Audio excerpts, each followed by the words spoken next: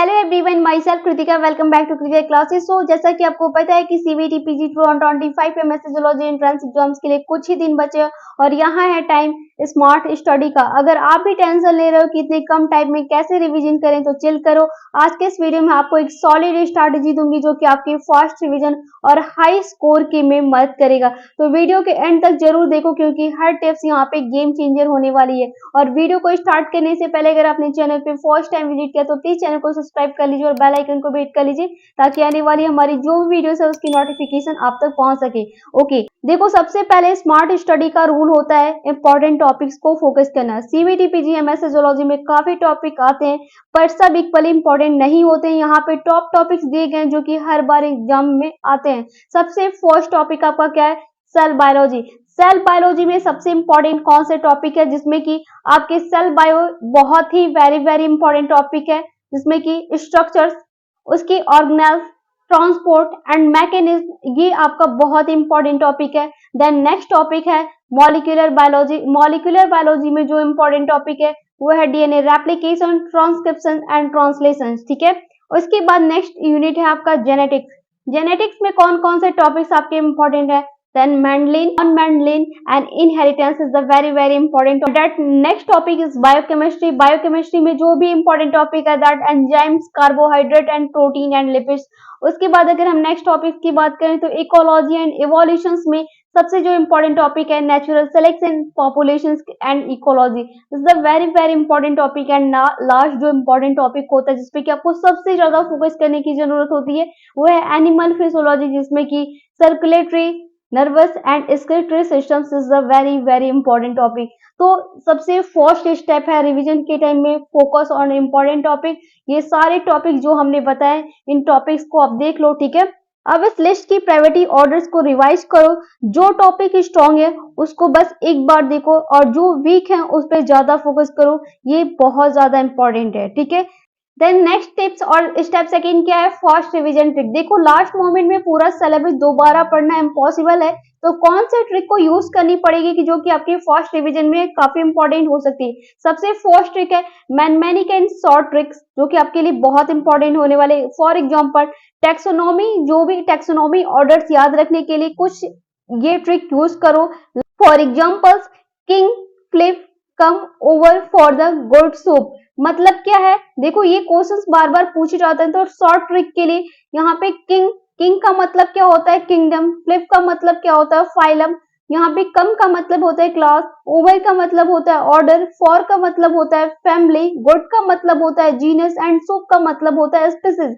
तो कहने का मतलब होता है मैनमोनिक एंड शॉर्ट ट्रिक का मतलब क्या होता है कि टैक्सोनॉमी का ये जो ऑर्डर होता है ये बहुत ही इंपॉर्टेंट है जिससे कि बार बार एंट्रेंस एग्जाम में क्वेश्चंस पूछे जाते हैं। जब आप प्रीवियस ईयर के क्वेश्चंस पेपर सॉल्व करोगे तो वहां पे आप दिखोगे, वहां पे आप देख सकते हो कि इससे बार बार क्वेश्चन दिए जाते हैं जो कि जल्दी ये ऑर्डर आपको याद नहीं होते, बार बार स्टूडेंट कंफ्यूज हो जाते हैं। तो ये आप एक शॉर्ट ट्रिक यहाँ पे मैंने बनाया तो इस शॉर्ट ट्रिक के थ्रू आप यहाँ पे इस फाइलम को याद कर सकते हैं, इस ऑर्डर को याद कर सकते हो जो कि आपके एंट्रेंस एग्जाम्स के लिए बहुत इंपॉर्टेंट है। ठीक है, ओके।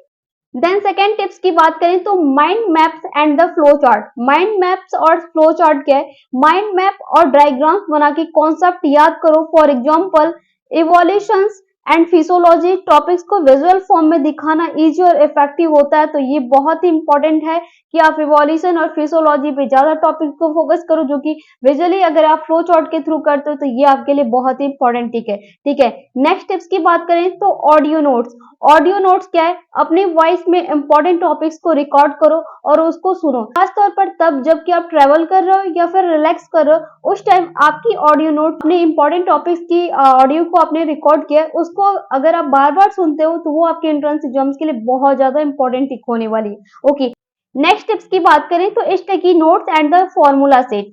इसका क्या मतलब है?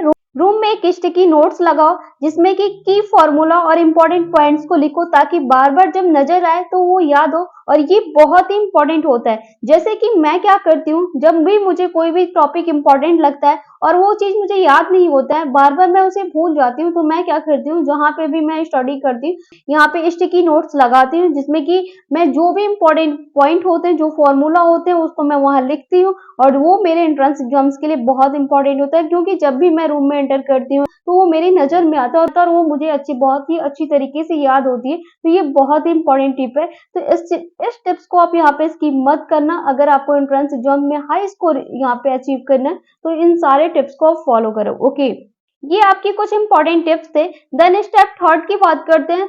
स्टेप थर्ड दे रहे हैं सॉल्व प्रीवियस ईयर के paper and then the mock test. कहने का मतलब क्या है, देखो होता क्या है कि लास्ट टाइम में मैं बार बार यही स्टूडेंट से बोलती हूँ कि आप थ्योरी मत देखो, थ्योरी पढ़ने से ज्यादा जरूरी है प्रैक्टिस करना। और सीवीटी पीजी एमएससी जूलॉजी की एंट्रेंस एग्जाम्स की बात करें तो इसमें एमसीक्यू क्वेश्चंस देते हैं और ज्यादातर यहाँ पे एंट्रेंस एग्जाम होते हैं जिसमें कि एमसीक्यू ही आते हैं। तो आप जितना ही एमसीक्यू आते हैं, अगर एमसीक्यू आ रहे हैं तो जितना ही आप प्रैक्टिस पेपर को सॉल्व करोगे उतना ही आपका कॉन्फिडेंस बढ़ेगा। जिसमें कि हम कुछ टिप्स की बात करेंगे जो आपके लिए बहुत इंपॉर्टेंट है। फर्स्ट टिप्स, लास्ट 5 से 7 इयर्स के प्रीवियस ईयर के पेपर सॉल्व करो। देन सेकेंड टिप्स, यहाँ पे डेली एक फुल लेंथ की मॉक टेस्ट दो। एंड लास्ट टिप्स आपके टाइम मैनेजमेंट सीखने के लिए स्टॉप वॉच का यूज करो। ये क्यों है, मैं स्टॉप वॉच का यूज या टाइम मैनेजमेंट की बात क्यों कर रही हूँ? अगर आप एक भी क्वेश्चन ज्यादा टाइम वेस्ट कर रहे हो तो आगे बढ़ो और एंड में वापस और टाइम ही सब कुछ है। कहने का मतलब क्या है, जैसे कि यहाँ पे सीवीटी पीजी की हम स्पेशली बात कर रहे हैं, तो सीवीटी पीजी अगर आप किसी भी सब्जेक्ट से दे रहे हो, यहाँ तो बेसिकली हम जूलॉजी की बात कर रहे हैं, बट अदर आप किसी भी सब्जेक्ट से दे रहे हैं तो इस टिप्स को आप फॉलो करना, ये आपके एंट्रेंस एग्जाम्स के लिए बहुत इंपॉर्टेंट है। फर्स्ट ऑफ ऑल, यहाँ पे 75 क्वेश्चन आपके सीवीटी पीजी में देता है। टाइमिंग कितनी होती है, यहाँ पे 90 मिनट्स की टाइमिंग होती है, जिसमें कि यहाँ पे अगर हम बात करें कि एक क्वेश्चन अगर आपका एक क्वेश्चन को अगर आप 1 मिनट देते हो तो यहाँ पे आपके लिए टाइमिंग नहीं है, क्योंकि देखो सीवीटी पीजी में 75 क्वेश्चन देता है, बट क्वेश्चन जो होते हैं वो काफी लॉन्ग लॉन्ग क्वेश्चन होते हैं। कुछ ही क्वेश्चन होते हैं जो शॉर्ट होते हैं, बाकी के जो क्वेश्चन होते हैं लॉन्ग होते हैं। तो आप जितना ही प्रैक्टिस किए रहेंगे उतना ही आपका कॉन्फिडेंस बूस्ट रहेगा। और आप जब क्वेश्चन से प्रैक्टिस नहीं करेंगे तो उसका कोई मतलब नहीं है। तो क्वेश्चन जितना ही आप प्रैक्टिस करेंगे, टाइम मैनेजमेंट जितना ही आप सीखेंगे, टाइम मैनेजमेंट सिर्फ एंट्रेंस के लिए नहीं, हर चीज के लिए टाइम मैनेजमेंट बहुत इंपॉर्टेंट है। इसलिए जब भी आप मॉक टेस्ट दे रहे हैं या फिर प्रीवियस ईयर के पेपर सॉल्व कर रहे हैं तो आप टाइम को ही देख कर करो। यहाँ पे स्टॉप वॉच का यूज करो, जिसमें कि आपको ये पता चले कि आप कितने टाइम में कितने क्वेश्चंस अटेम्प्ट कर पा रहे हो, कितना आपसे रॉन्ग हो रहा है और कितना राइट हो रहा है। Okay, then step 4, avoid this mistake. कौन सा मिस्टेक को आपको अवॉइड करना चाहिए? लास्ट मोमेंट में ये गलतियां तो बिल्कुल मत करना, वरना जितनी आपने प्रिपरेशंस की है उस पे सब पे पानी फिर सकता है। तो ये गलतियां आप बिल्कुल मत करना। कौन कौन सी चीजों को आपको अवॉइड करना है और उस मिस्टेक से बचना है? सबसे फर्स्ट, न्यू टॉपिक्स मत उठाओ। न्यू टॉपिक्स, अगर आपने जो भी अभी तक आपको ऑफिशियल सिलेबस पता है कि सीवीटी पीजी की ऑफिशियल सिलेबस क्या है, ऑफिशियल सिलेबस में कितनी यूनिट्स दी गई हैं, क्या है सिलेबस में, जो कि हमने भी बताया और आपने देखा होगा। अगर आप प्रिपरेशन की तैयारी कर रहे हैं तो आप फर्स्ट ऑफ ऑल आपने सिलेबस तो देखा होगा जिसमें कि 40 यूनिट्स आती हैं। तो जो अभी तक आपने पढ़ा है वो आप पढ़ो, क्योंकि अब आपके पास टाइम नहीं। तो न्यू टॉपिक्स तो आप बिल्कुल ही मत उठाओ, ये चीज बिल्कुल ही अवॉइड कर दो। जितना पढ़ा है उस पर फोकस करो, कोई भी न्यू टॉपिक्स मत उठाना कि नहीं मैंने ये नहीं पढ़ा है, लास्ट टाइम में मैं देख लेता हूं। ये गलती आप मत करना, नहीं तो आपके सारे प्रिपरेशन पे पानी फेर सकता है। तो ये गलती आप मत करना। देन सेकेंड, यहाँ पे लॉन्ग थ्योरी मत पढ़ो।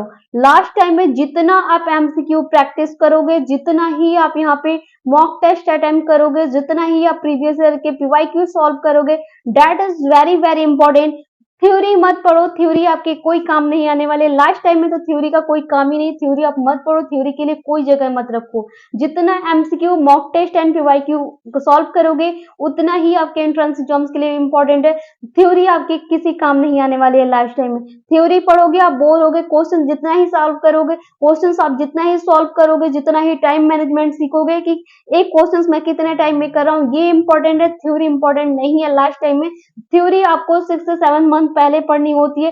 थ्योरी लास्ट टाइम में आपके लिए कोई भी इंपॉर्टेंस नहीं होती, तो ये मिस्टेक आप मत करना, फिर आप मुझे ये मत कहना कि मैम ने नहीं बताया। नेक्स्ट स्टेप्स की बात करें तो स्लीपलेस नाइट मत लो। स्लीपलेस नाइट का मतलब क्या है? अच्छी नींद लो, वरना एग्जाम में दिमाग स्लो हो जाएगा और आप कुछ भी नहीं कर पाओगे। जितना ही आप अच्छी प्रॉपर नींद लोगे अच्छी तरीके से, आपने जो भी, तो जब आप नींद पूरी किए रहोगे तो आपको नींद नहीं आएगी, और जब भी आप रिवीजन करोगे तो वो उस टाइम आपको कोई भी प्रॉब्लम नहीं होगी, आप अच्छे तरीके से प्रिपरेशन कर सकते हो। ठीक है, तो ये स्टेप 4 जो है, ये मैं ऑल स्टूडेंट से बोलती हूँ कि स्टेप 4 को आप अवॉइड मत करना। ये आपके एंट्रेंस एग्जाम्स की पूरी कहानी को ही गेम चेंज कर सकता है, तो इस मिस्टेक को आप मत करना है, बिल्कुल ही मत करना। ठीक है, सिर्फ जितना ही एमसीक्यू सॉल्व करोगे, जितना ही आप रिवीजन करोगे, वो आपके इम्पोर्टेंट है। हमने अभी आपके लिए यहाँ पे स्टेप 4, स्टेप 2, स्टेप 3 बताए, ये तीनों ही स्टेप आपके लिए इम्पोर्टेंट है। स्टेप 4 को आप गलती से भी मत करना। ठीक है, नेक्स्ट स्टेप, लास्ट स्टेप की हम बात करते हैं, स्टेप 5, जिसमें की है एग्जाम डे स्ट्रैटेजी। और फाइनली एग्जाम डे पे आपको क्या क्या करना चाहिए उसकी हम बात करते हैं। सबसे फर्स्ट टिप्स आपको मैं दूंगी, सुबह के 50 मिनट सिर्फ फॉर्मूला और की पॉइंट्स को देखो, that is very very important. Panic मत करो, जो आता है वही अटेम्प्ट करो, उसकी अदरवाइज आप किसी भी क्वेश्चंस को अटेम्प्ट मत करना। फॉर एग्जाम्पल, अगर आपको फर्स्ट क्वेश्चन बिल्कुल ही राइट तरीके से आ रहे हैं कि मैं इस क्वेश्चन को अच्छी तरीके से कर सकता हूँ, बट सेकेंड क्वेश्चन आप यहाँ पे 99% कंफ्यूज हो कि आपको ये सेकेंड क्वेश्चन नहीं आता, तो इस क्वेश्चंस को आप करना ही मत, उसको बिल्कुल ही आप अवॉइड कर देना, जो कि आपके लिए बहुत इंपॉर्टेंट है। देन नेक्स्ट स्टेप है एलिमिनेशन टेक्निक यूज करो, जो ऑप्शन क्लियरली गलत है उसको कट करो। मैंने अभी बताया, जो आपको नहीं आ रहा है, अगर आपको फर्स्ट क्वेश्चन आ रहा है, सेकंड क्वेश्चन नहीं आ रहा है, तो आप उसको एकदम भूल जाओ। वो जैसे पेपर में 75 क्वेश्चन दे रहे हैं, उसमें से एक क्वेश्चन को आप यहाँ पे हटा दो, नहीं आता है मैं नहीं करूंगा।